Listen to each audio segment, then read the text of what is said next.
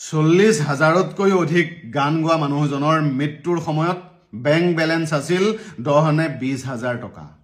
সেইকাৰণে আমি তেওঁক পাগলৰ নিচিনাকে ভাল পাওঁ। 40,000 গান গোৱা মানুহজনৰ সপোনৰ ঘৰটো বনাবৰ বাবে 10 বাৰ চিন্তা কৰিব লগা হৈছিল, ৰাতি ৰাতি প্ৰগ্ৰেম কৰি ফুৰিব লগা হৈছিল। আজিও যেতিয়া মই ছ'চিয়েল মিডিয়াত সেই আধৰুৱা ঘৰটো দেখা পাওঁ, মোৰ বুকুখন কঁপি উঠে। জুবিনদাৰ আত্মায়ো হয়তো সেই আধৰুৱা ঘৰটোতে জিৰণি লৈছে। 40,000 সৃষ্টিৰাজি যদি 50,000 টকাকৈও জুবিনদাই ল'লেহেঁতেন 200 কোটি টকাৰ মালিক হ'লহেঁতেন। ভাৰতৰ সকলোতকৈ ধনী ইউটিউব চেনেল টি চিৰিজ, সেই চেনেলটোত কেৱল মাত্ৰ 24,000 গান আছে, কিন্তু আমাৰ মৰমৰ জুবিনদাই 40,000তকৈও অধিক গান গাইছে। 40,000 সৃষ্টিৰাজি আছে। এই সৃষ্টিসমূহ যদি জুবিনদাৰ ইউটিউব চেনেলত থাকিলেহেঁতেন, টি চিৰিজতকৈও হয়তো জুবিনদাৰ ইউটিউব চেনেলটো ডাঙৰ হ'লহেঁতেন। কিন্তু আমাৰ মৰমৰ মানুহজনে পইচাৰ পিছত নহয়, মানুহৰ মৰমৰ পাছত দৌৰিছিল। অসমীয়া ভাষা সংস্কৃতি, অসমীয়া মিউজিক সৃষ্টিৰ পিছত দৌৰিছিল। অসমীয়া চিনেমাক হিন্দী চিনেমাৰ লগত খেৰ মাৰিব পৰাকৈ আগবঢ়াই লৈ যোৱাৰ পাছত দৌৰিছিল। সেইকাৰণে আজি মানুহজনক আমি মৰম দিলোঁ, কিন্তু তেওঁৰ সপোনবোৰ পূৰণ কৰিবলৈ সুবিধা নিদিলোঁ। আমাৰ দাদাৰ ৰৈ ৰৈ বিনালে চিনেমাখন এটা সপোন আছিল, জুবিনদাৰ শেষ সপোন। এই সপোনটো আমি সকলোৱে পূৰাব লাগিব। জুবিনদাই এটাই সপোন দেখিছিল, মোৰ চিনেমা লাগিলে হিন্দী চিনেমাত নমাই দিব লাগিব, আৰু আজি সেয়ে হ'ব গৈ আছে। মানুহজন জীয়াই থকাৰ সময়ততো এটাৰ পাছত আনটো ৰেকৰ্ড ভাঙিছিল, আৰু মৃত্যুৰ পাছতো এটাৰ পাছত আনটো ৰেকৰ্ড ভাঙি আছে। ৰৈ ৰৈ বিনালে সকলো ৰেকৰ্ড ভাঙিব মই ভালদৰে জানো। আমি দলে বলে গৈ ৰৈ ৰৈ বিনালে চাম। আজি ৰাতিপুৱাৰ পৰাই ৰৈ ৰৈ বিনালে অসমীয়া চিনেমাৰ এক নতুন যুগৰ সূচনা কৰিছে। কেৱল মাত্ৰ মোৰ অনুৰোধ এটাই, জুবিনদাৰ সপোন পূৰ কৰিব পৰা প্ৰত্যেকটো কাম যাতে ৰৈ ৰৈ বিনালে টীমটোৱে কৰে। ৰৈ ৰৈ বিনালে 100 কোটি টকাৰ বেঞ্চমাৰ্কত আমি লৈ যাব লাগিব। 100 কোটি বেঞ্চমাৰ্ক।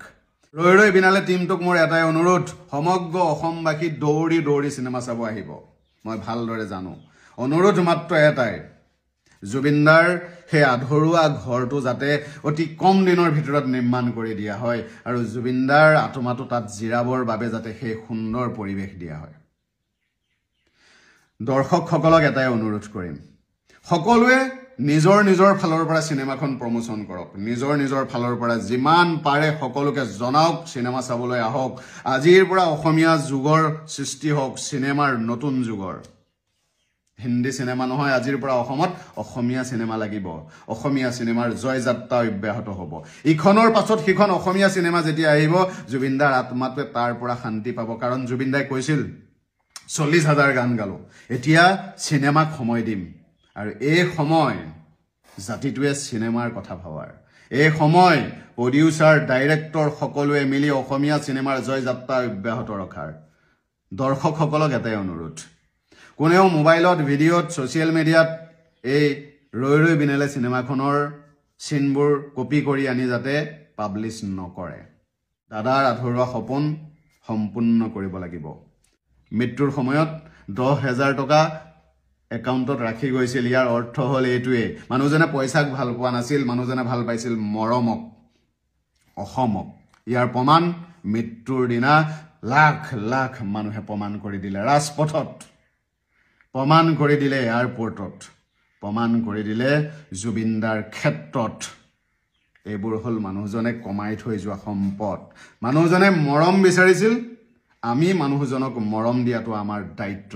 দৌৰি দৌৰি যাম, ৰৈ ৰৈ বিনালে চাম। দৌৰি দৌৰি যাম, ৰৈ ৰৈ বিনালে চাম। ৰৈ ৰৈ বিনালেৰ সফলতাৰ লগে লগে আৰু এটা কথা ক'ব লাগিব, সেই জুবিনদাই আজি যেনেদৰে ৰৈ ৰৈ বিনালেৰ সফলতা চাই ওপৰৰ পৰা হাঁহি থাকিব, তেনেদৰে ন্যায় প্ৰাপ্তিৰ বাবেও কিন্তু অপেক্ষা কৰি থাকিব। মোৰ ভিডিঅ'টো চাই থকা প্ৰত্যেকজনে পুনৰ লিখক, জাষ্টিছ ফৰ জুবিন গাৰ্গ। যি শক্তিয়ে বাধা দিয়াৰ যত্ন নকৰক, যেনেকুৱা ধৰণে ইছ্যু ডাইভাৰ্ট কৰাৰ যত্ন নকৰক, আমি ন্যায় প্ৰাপ্তিৰ বাবে বাট চাম ন্যায় প্ৰাপ্তিৰ বাবে প্ৰশ্ন কৰিম সুধিম চিঞৰি চিঞৰি সুধিম জুবিন দাই ন্যায় কেতিয়া পাব জুবিন দাই ন্যায় কেতিয়া পাব